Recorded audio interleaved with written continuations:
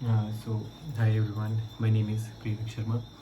I'm 21 years old, first year MBA Data Science and AI student at IIT Mandi. So, recently I got this medal.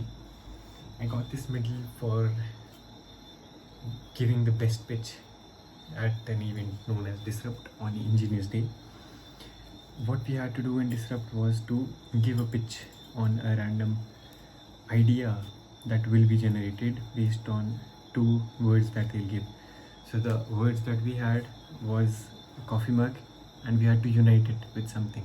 So we united coffee mug with augmented reality technology and gave a pitch. We were asked many questions. We also asked others many questions, and as a result, I and my team won this. So it was a great event. It was pretty much successful because if I have a medal, it means that it actually was successful. I am hoping it doesn't follow. So with this hope, let's begin. From this event, what did I learn? What did I learn from this event? And what actually is an event? So in life, there are basic outcomes. Any experiment happening, anything happening is an experiment.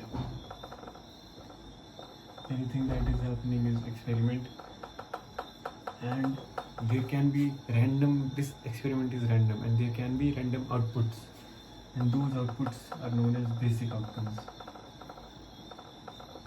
So for a game, let's say, for a game, what could be the basic outcome? You could win, you could lose, just that. And what events are possible? I could be wrong here, okay? So my interpretation says that there could be two basic outcomes. Either I can win, either I can lose. But when it comes to the events, what possible events are there? Events are a subset of basic outcome. What possible win and loss, win or loss can also be a part of it. What more can be a part of it? I don't know. So considering events, there can be only, I believe, 3 events. Either one win, one loss, because I might be interested in a win, or I might be particularly interested in a loss, or there are chances that I might win or lose and I don't care about it. And the last one could be I don't care if anything happens, and that is known as null. So this event was also similar to that. Many people were there to win, many people were there with no realistic expectations in their mind. They didn't care, they just wanted to participate and they did it. So probably they come in this category.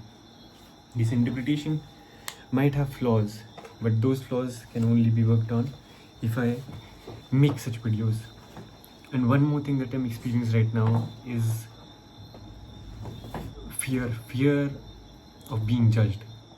I don't know why I have that fear, but I believe by repeating these videos on a daily basis, just like how muscle memory gets built, I'll be able to overcome this fear. And although one teacher of mine said that the whole goal of life is to be fearless, the moment your fear of death goes, you become invincible. And one realizes that is if he knows who he actually is, that we are not this material body. Even this could be wrong, anything could be possible. There are many religions who say many different things, and I'm not having much ideas right now.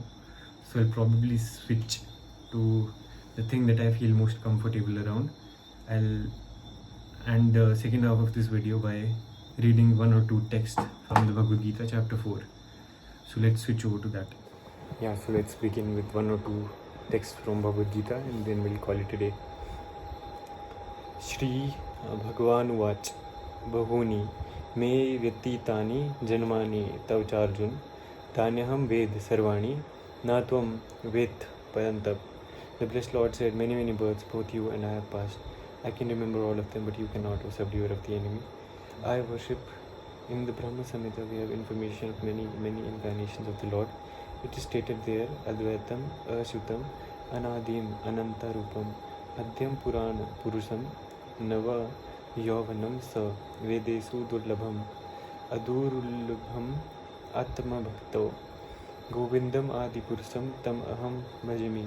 I worship the Supreme Personality of Godhead, Govinda, who is the original person, absolute, infallible, without beginning, although expanded into unlimited forms, still the same original, the oldest, and the person always appearing as a fresh youth. Such eternal, blissful, all-knowing forms of law of the Lord are usually understood by the best Vedic scholars, but they are always manifest to pure, unalloyed devotees. It is also stated in Brahma Samhita, Ramati Murtisu Kala Niyamena Tisthan Nanavataram Akarod Bhuvanesu Kintu Krishna Swayam Samabhavat Paramah Pumam Yo Govindam Adi Purusam Tam Aham Bhajami.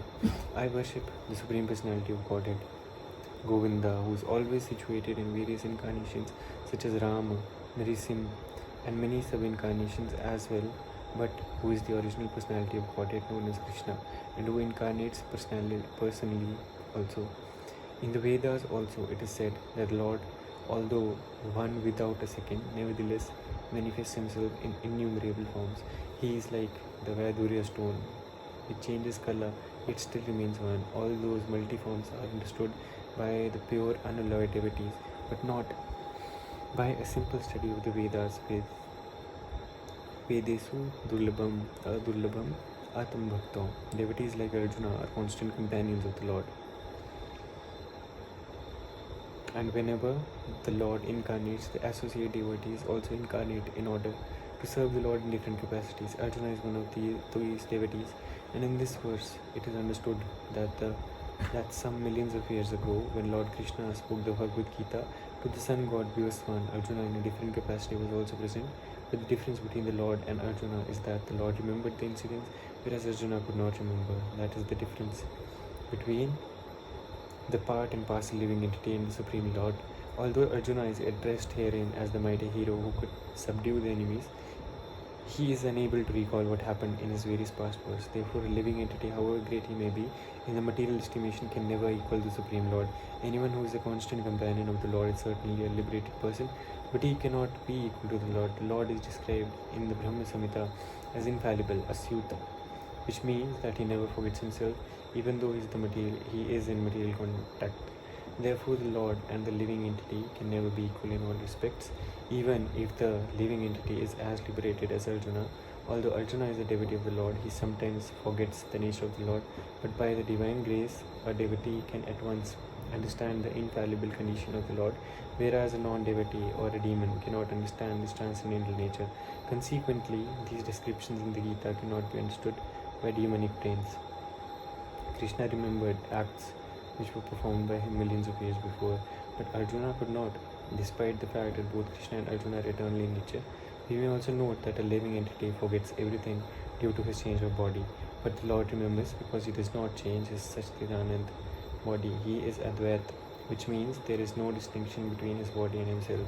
Everything in relation to him is spirit, whereas the conditioned soul is different from his material body, and because the Lord's body and self are identical, his position is always different from the ordinary living entity. Even when he descends to the material platform, the demons cannot adjust themselves to the transcendental nature of the Lord, as the Lord explains in the following verse. He is Advaita, which means there is no distinction between his body and himself. Everything in relation to him is spirit, whereas the conditioned soul is different from his material body. And because the Lord's body and self are identical, his position is always different from the ordinary living entity. Even when he descends to the material position, the demons cannot adjust themselves to this transcendental nature of the Lord, as Lord explains in the following verse. Ajopi sannavya yatma bhutana mishwaropi san prakritim swamadhisthaya sambhavamyatmamaya. Although I am unborn and my transcendental body never deteriorates, and although I am the Lord of all sentient beings, I still appear in every millennium in my original transcendental form. The Lord is spoken about the peculiarity of his birth. Although he may appear like an ordinary person, he remembers everything of his many past births, whereas a common man cannot remember what he has done even a few hours before. If someone is asked what he did exactly at the same time one day earlier, it would be very difficult for a common man to answer immediately. He would surely have to dredge his memory to recall what he was doing exactly at the same time one day before. And yet, men often dare to claim to be God or Krishna. One should not be misled by such meaningless claims. Then again, the Lord explains his Prakriti or his form. Prakriti means nature as well as Swarup or one's own form. The Lord says that he appears in his own body. He does not change his body as the common living entity changes from one body to another. The conditioned soul may have one kind of body in the present birth, but he has a different body in the next birth. In the material world, the living entity has no fixed body but transmigrates from one body to another. The Lord, however, does not do so.